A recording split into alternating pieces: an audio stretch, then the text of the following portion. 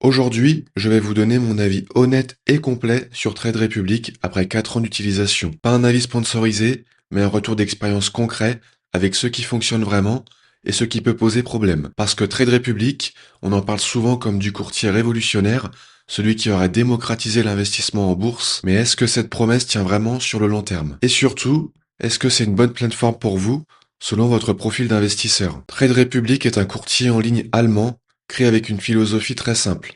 Rendre l'investissement accessible au plus grand nombre en supprimant tout ce qui est jugé inutile ou complexe. La plateforme est pensée dès le départ pour une utilisation sur smartphone avec une interface volontairement minimaliste. Ici, pas de graphique surchargé, pas d'indicateurs techniques complexes, pas de fonctionnalités de trading avancées. On est clairement sur une plateforme orientée investissement long terme. Trade Republic permet d'investir dans des actions européennes et américaines, des ETF, des obligations et des crypto-monnaies. Pour les investisseurs français, l'arrivée du PEA en 2025 a été un vrai tournant, car ça rend la plateforme fiscalement beaucoup plus intéressante qu'avant. Si Trade Republic a explosé en Europe, ce n'est pas un hasard. Le premier élément, ce sont évidemment les frais. Pendant longtemps, investir en bourse passait par des banques avec des frais de courtage élevés, des frais de garde et parfois même des frais d'inactivité.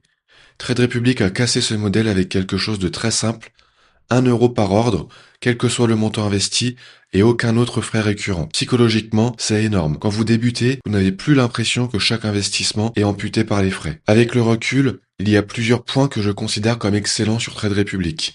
Tout d'abord, les plans d'investissement programmés. C'est clairement un des meilleurs outils de la plateforme. Vous pouvez automatiser l'achat d'ETF ou d'actions chaque semaine ou chaque mois, souvent sans frais, ce qui est parfait pour une stratégie de type DCA. Sur le long terme, c'est extrêmement puissant, parce que ça enlève complètement l'émotion.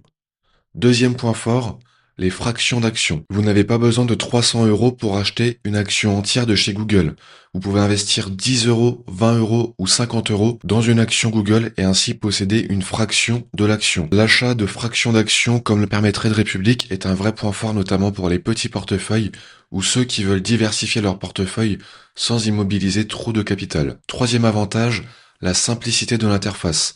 Ça peut sembler basique, mais c'est volontaire. Trade Republic limite énormément les tentations, ce qui est souvent la première cause de perte chez les investisseurs particuliers. Enfin, il faut parler des liquidités rémunérées. L'argent non investi chez Trade Republic peut générer des intérêts, ce qui est un vrai plus par rapport au courtier classique où le cash dort sans rien rapporter. On peut actuellement percevoir près de 2% sur nos liquidités non investies. Maintenant, passons à la partie que beaucoup de youtubeurs évitent. Le vrai problème, selon moi, c'est le service client. Quand tout fonctionne normalement, on n'a aucun souci, mais en revanche, en cas de problème spécifique, les délais de réponse peuvent être longs et les réponses parfois très génériques. Ce n'est pas dramatique au quotidien, mais le jour où vous aurez un vrai blocage, ça peut devenir une vraie source de stress. Deuxième inconvénient important, l'exécution des ordres. Même si le frais affiché est de 1 €, l'ordre passe par des places spécifiques et dans certaines conditions de marché, cela peut entraîner des spreads légèrement moins favorables par rapport à ce que proposeraient d'autres plateformes. Pour un investisseur long terme, c'est marginal, mais pour quelqu'un qui multiplie les allers-retours, ça peut faire une vraie différence sur les performances. Enfin, comme toute plateforme très digitalisée, Trade Republic reste très dépendant de la technologie. Lors de périodes de forte volatilité, des ralentissements ou bugs ont déjà été observés. C'est à prendre en compte car lorsque vous ne pouvez pas agir au moment voulu, ça peut parfois coûter cher. Après 4 ans d'utilisation de cette plateforme, mon avis est très clair.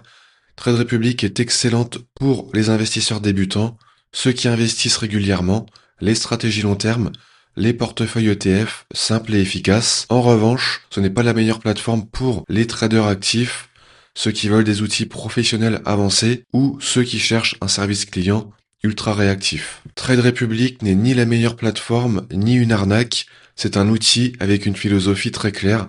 Elle fait exactement ce pourquoi elle a été conçue, investir simplement, à faible coût, sans se compliquer la vie. Personnellement, après 4 ans d'utilisation, je continue de l'utiliser en complément pour certaines stratégies long terme tout en utilisant d'autres courtiers pour des besoins plus spécifiques. Et c'est probablement la meilleure approche. Si cette vidéo vous a été utile, mettez un like, abonnez-vous et dites-moi en commentaire depuis combien de temps vous utilisez Trade Republic ou si vous hésitez encore à rejoindre la plateforme.